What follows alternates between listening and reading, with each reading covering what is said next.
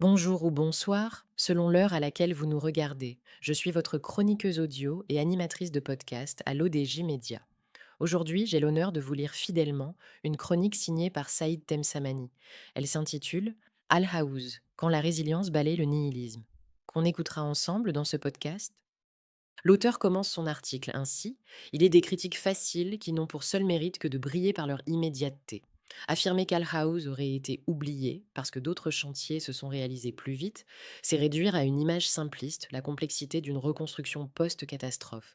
Rebâtir des vies, des villages et un territoire entier n'a rien à voir avec rénover un bâtiment ou embellir un stade. Ce n'est pas une question de rapidité, c'est une question de dignité, de sécurité et d'avenir.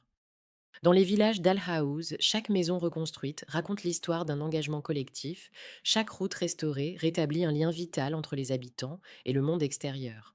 Derrière ces efforts, il y a une mobilisation humaine sans précédent.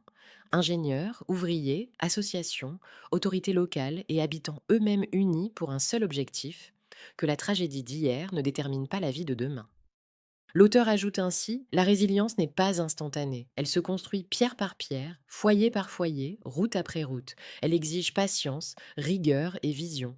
Elle exige de résister à la tentation du jugement hâtif et de reconnaître que les véritables transformations se mesurent sur la durée et dans la profondeur, et non dans l'immédiateté médiatique.